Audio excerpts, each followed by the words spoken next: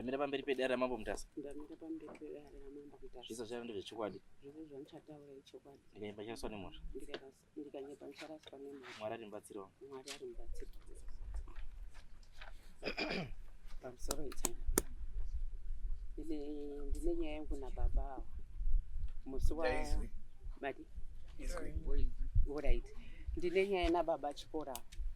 Ndakati ndakagara pamba pangu musi wa 12 August wakasvika nguva dzekuma9 zvikazi mai ndiri kuda kuti titaridzane mugani wemunda.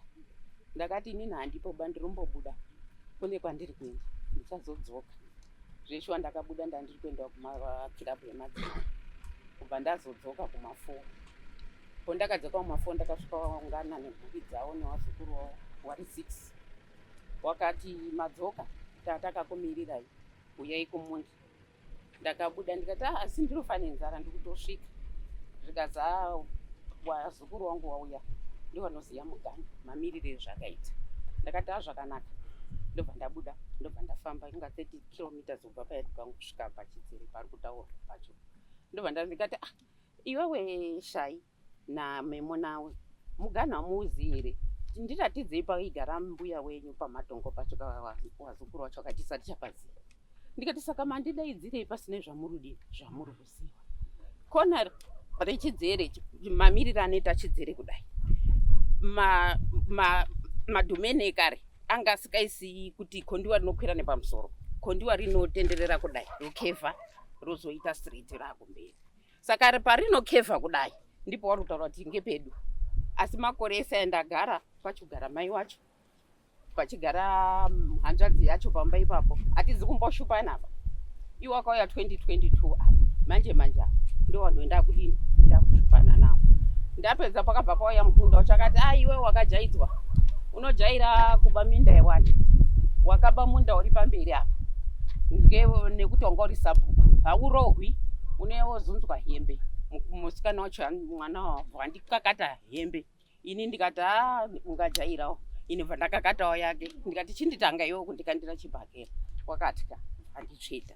Ndikati ndakudini ndakuenda kumba kwangu. Ndikati asi ndisati ndaenda kumba kwangu chiabva indokuratidzai pane chimwe chidzere muona mamirire ezvakadini ezvakaita. Pandirudzika kune chidzere kuya ndiko wanga uri kuda. Ndakasotengera mwana wangu ipapo baba wachipo wachitori wapenyu 2002 zvikazi munda iwowo isusu tisita takaubhadhara.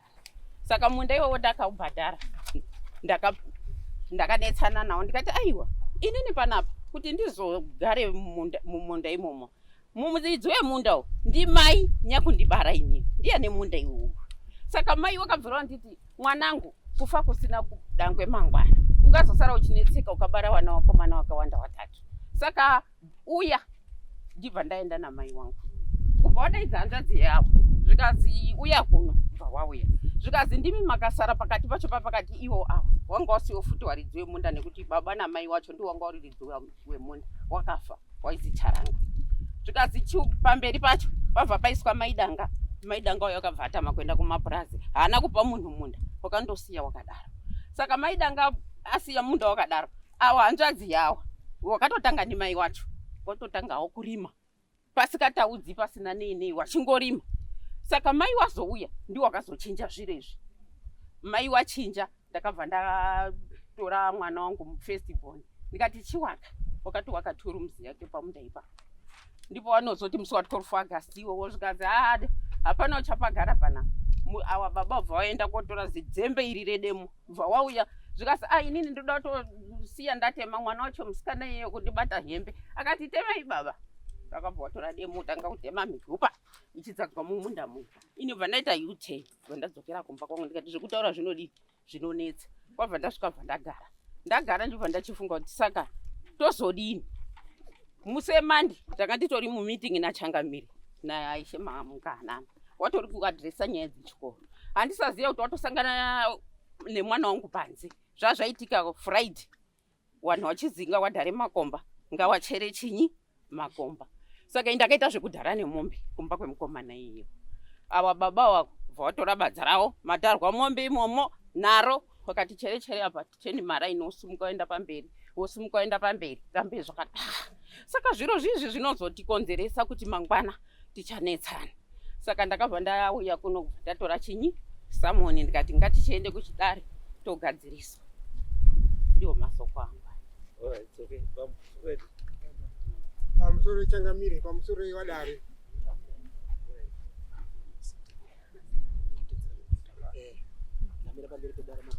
Namire pamberi pedara mabutasa. Zvese zvichataura ndezvechokwadi. Ndikanyepa ncharaswa nemhosva.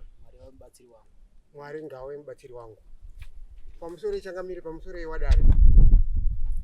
Panapa ndazwa muchiti hapadi kunyepiwa ba zveshuwa. Ndazwa kundazo. First time kupinda mudare andambubvira ndine sikiti ndakambubvira ndakambotuka kana kupi kana kupi. Ndine imwe tsamba yawakango wakatomhangara futi muswe mando yacho. Imwe yangu iri pasapo. Waendesa nyaya kwanhingi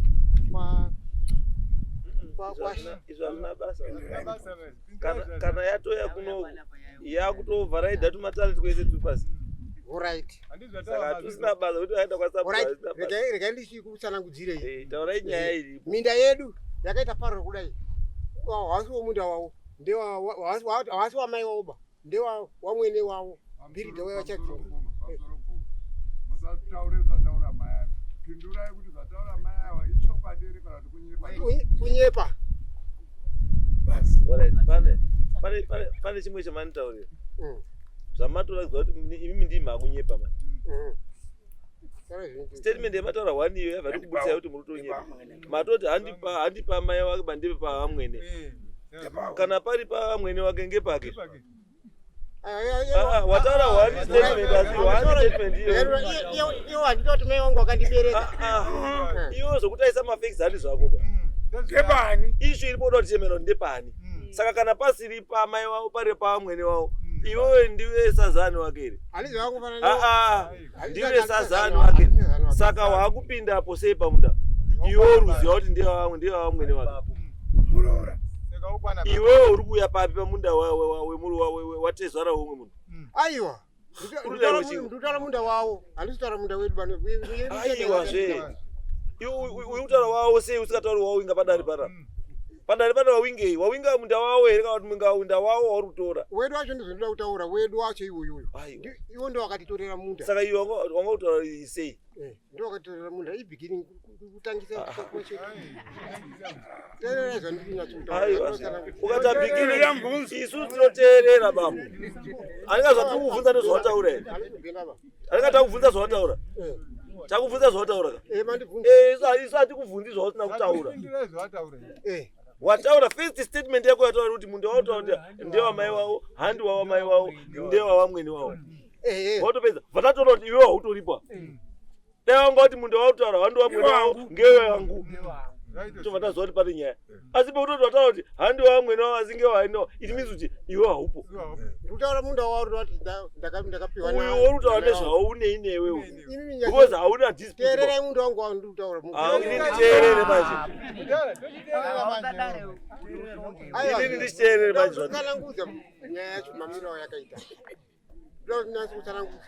Aiwa, unokumbira kuti ano ndinokuvhunza. Ikona kuti nyarara teerera iyi. Wauchazamambo iwewe. Isu tichiyarire iwewe manje. Ndikumbirawo.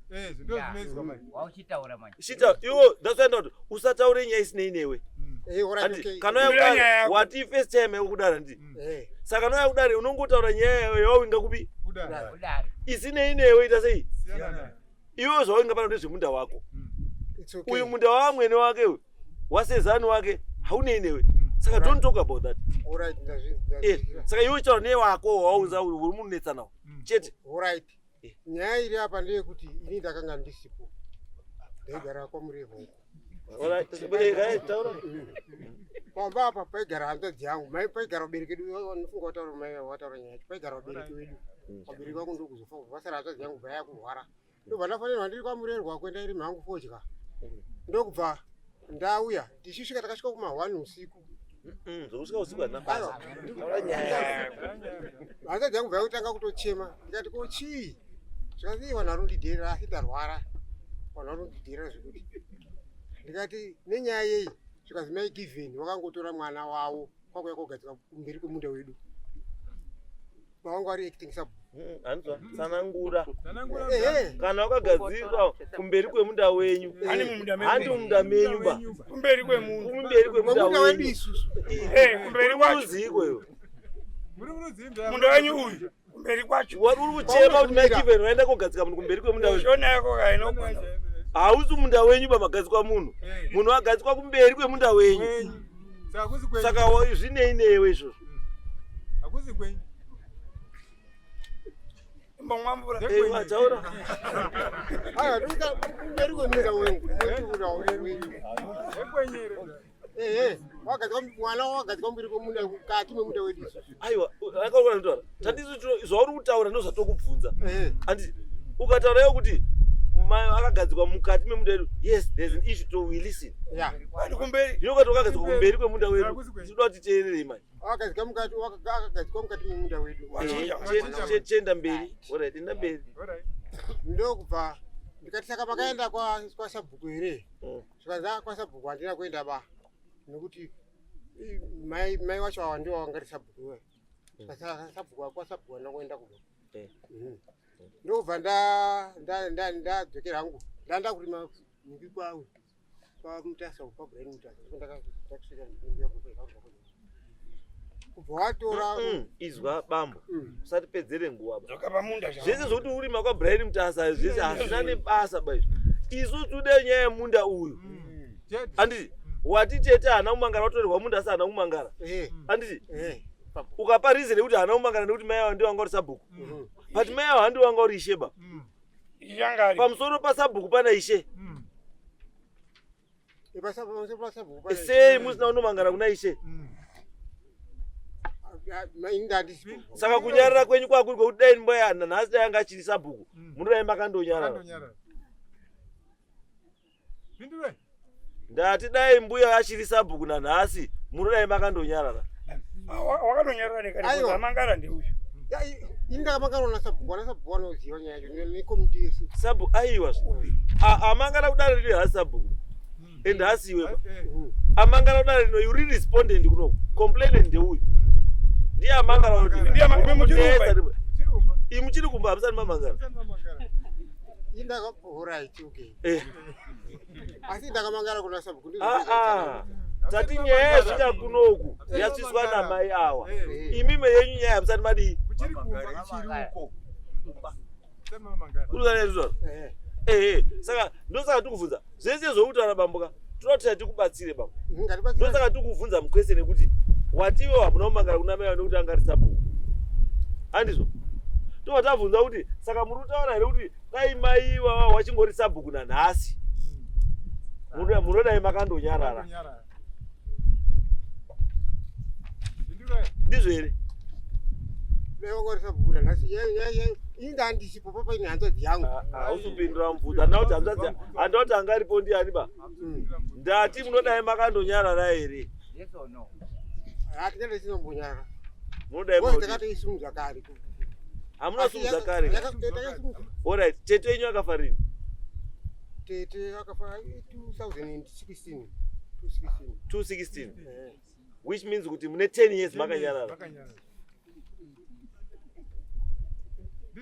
10 years takanyarara. 8 years. 8 years. 8 years makanyarara. Ndakanga ndairipota kudhara nyaya iyi. Bambo.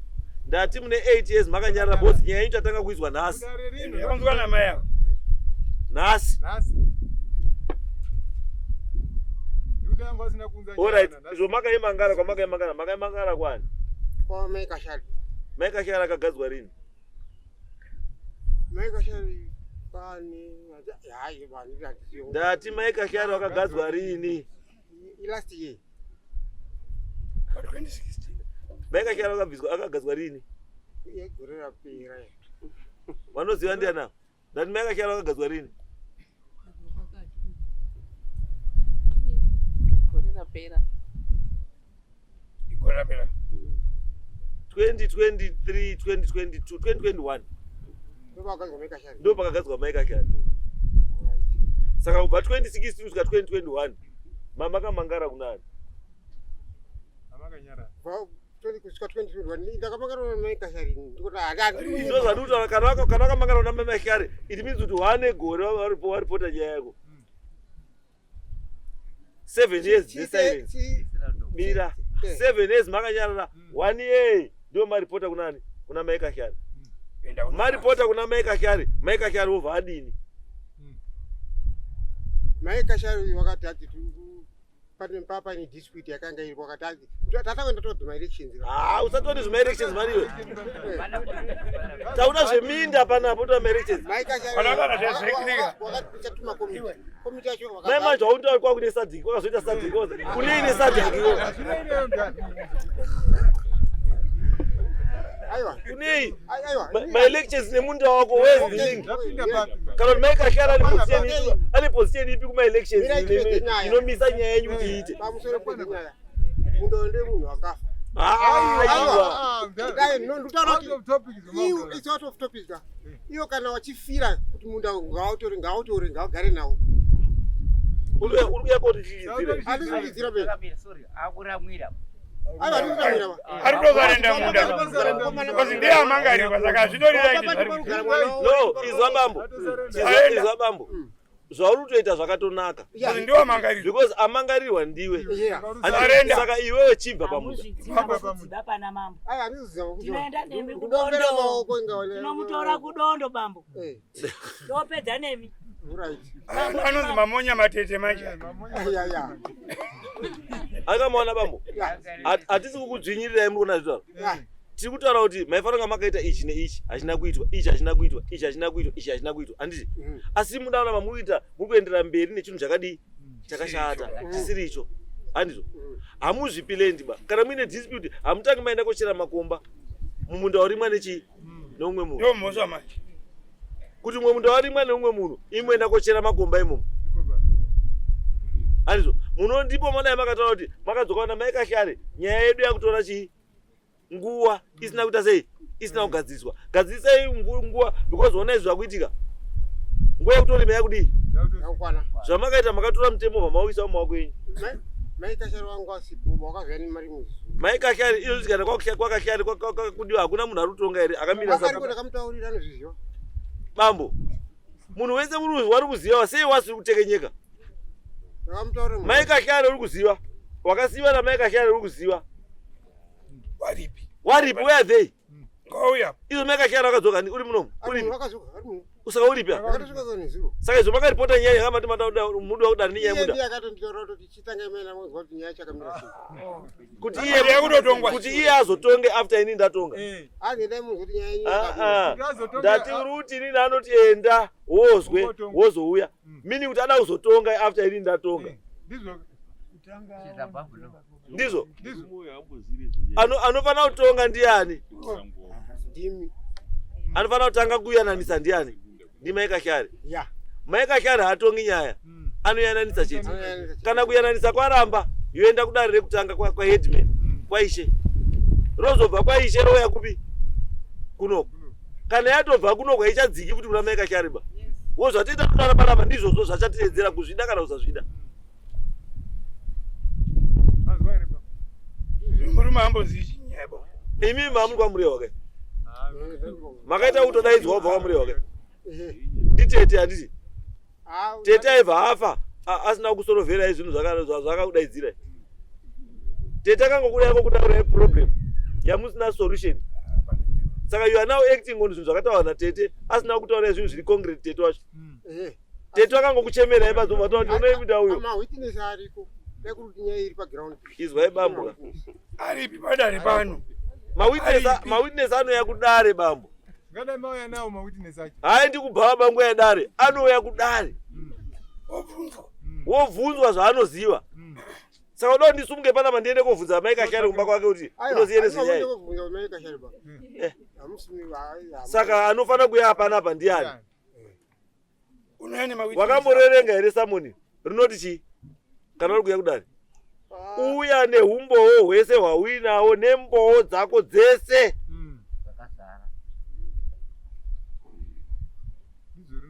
bandakakutarisai bambo nezvamutaura ka panyaya ikai hamuna icho munomuziva mangofanira nemunhu abva kusakubva nguva yakomirira nyaya mune kumaplaza Amzi hamuna chamuruziva. Chaule mbuya disu. Imimi zvenyu kurima bambo. Ende morime izo makurima kwa Brian ka. Ende morime kwa Brian foya. Yes bambo. Inini ndine muroora wacho pachikora. Ndakasvika kuno ku 2000 ndakasvika kuno ku 88. Vamweni vangu vasati va. Ava mai avanga vasati vaugara kwatiri ikoko. Nombo ndadzokera. Nombo ndazodzoka. Ndopa ndakaona amai ava. Amuna zvomataura ba. Ndopa ndadzokera kudzokerepi? Kudzokera kwaHarare kwataigara patakazodzoka. Saka imimiwo mamusikatogari kuno futi. Kuno chitaura kuti kuno makazoya rini? Ndopa ndodotsa makazoya kuno kurini? Pandakazoya inini ndakazoona mai ava vavapira dzimba dzavo dzakananga. Makauya rini? 90. Ndatova nemwana. Ndopatakauya vari makauya makadzoka kuno rini kubva kuHarare? Ndaiti ndikaenda paRivhi ndaidzoka kuno nemurume. Saka mbuya zvazvikuti kana maiuya paRivhi ka hamaigara kuno ba. Vamweni vangu vanga vachizwai chiregai nditaure mbuya. Makazongosvika bva maonawo pawakwa. Ndizvo? Aiwa. Hatina kuona pawakwa nekuti dzimba dzo dzakatovakwa navatete nemurume wangu. Dzimba dzatiri kugara idzi. Ndiri kutaura nyaya yedzimba dzakavakwa namai avo. Alright. Aranga next door yedu takatarisana. Ndati makazoona dzimba dzavo dzavanga vaka dzapo. Asi pekutanga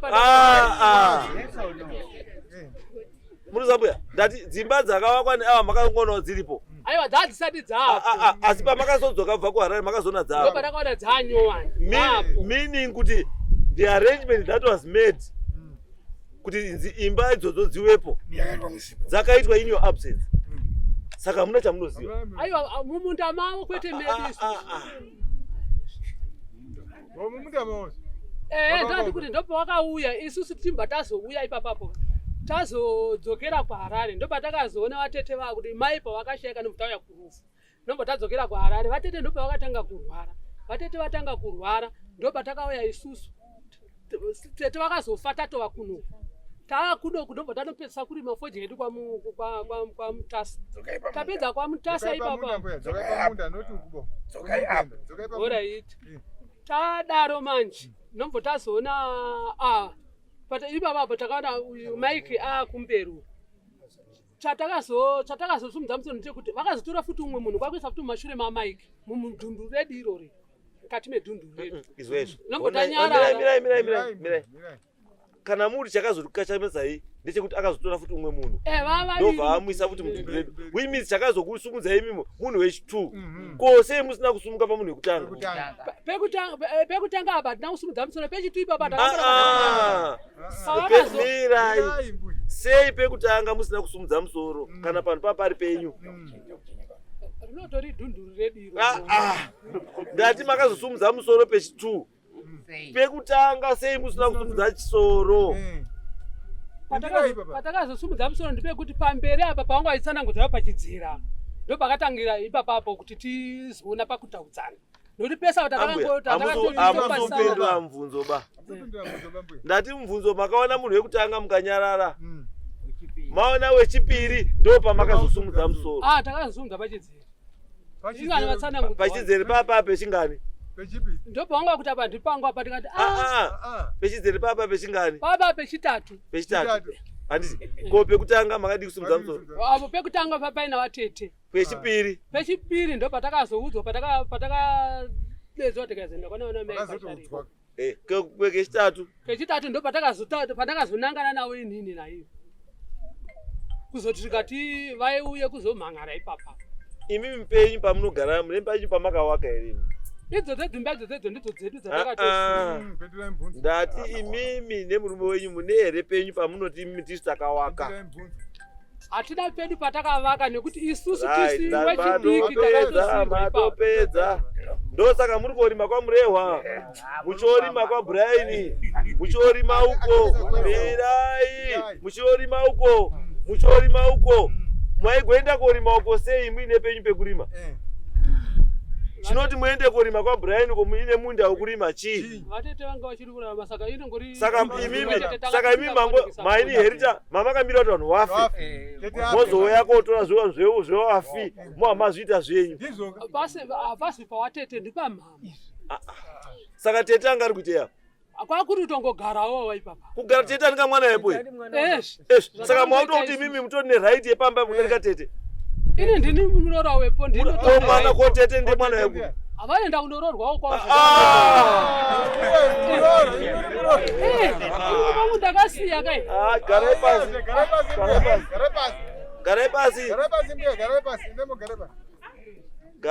Gare pasi. Ambu yasungaitisu.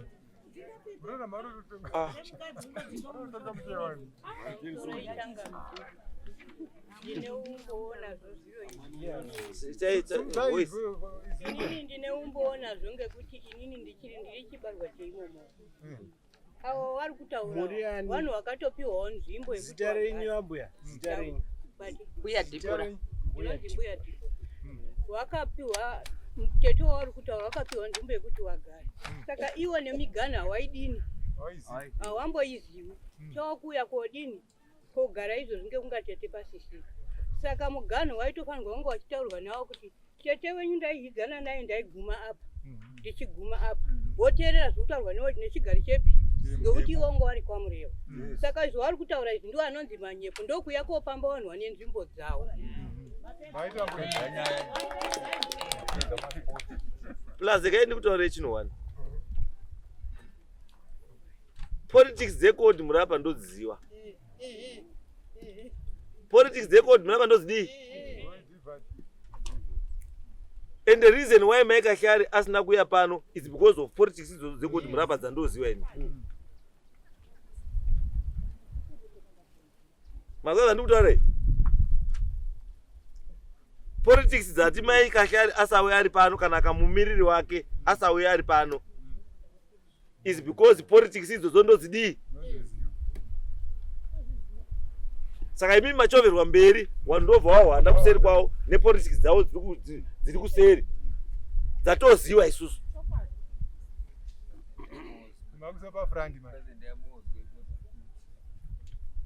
Ndosaka manzi endai mozwe mozoya mutitaurire.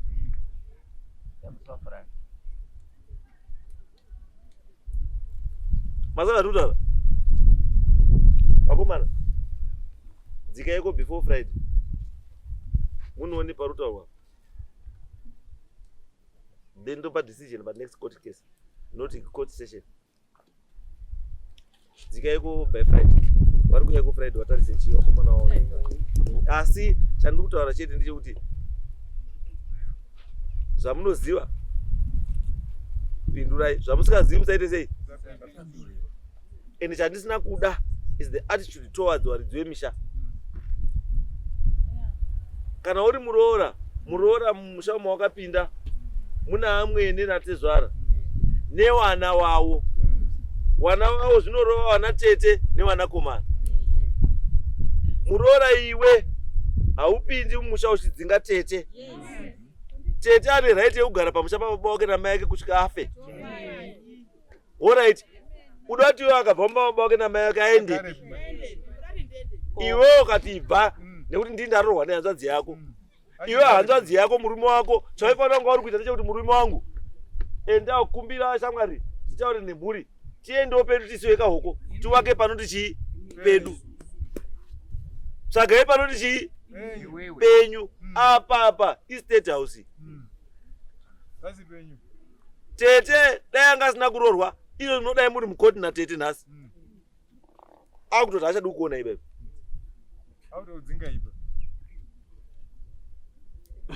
And right iyoyo yekuti anenge ati ndepababa wangu anayo. Statement iyo mbuya handiidiba yekuti tete ngaende koroorwa. Saka nhasi imi mukarambwa saka munotaura kuti hama dzenyu kumba dzenyu dzose dzikudzingai. Kana kuti murume wenyu nhasi akamuka akafawo makutodzingwa kamushawo because mune muchagarire chakamakawinga murume waka. Murume wenyu akafuma nhasi afa muri kudzoka here kumusha kwenyu. Musakanganise misha yavanhu. Respect yawana teta. Wana tete ndio wana babakadza. Ndio wana babakadzi. Mazvinzwa? Teta anokupedzera nyaya yako iwe. Kana uchida kuti musha unguremere, netsana na tete. Munokuremera musha. Baka tuta. No, it's okay. Izvo anchatodiba zvese. Ndatoona. Ndakatoda pekuzoti tiri kuitwa makomba. Saka wazi usina kuchera makomba zita respect. Ndosaka tatoti musei manda. Wakomana watoyuka. Watoita inspection. Decision yemuda yabva yatoitwa. Alright. Yes. Because zvandisina kuda apa. Ini ndoyoda munhu anoyaruziya zvarutaura. Nyaya yese handidi. Munhu anoenda tobva kuHarare. Tobva kuHarare. Tazouya koti. Ndizvidiba. Kana uda musha gara pamusha.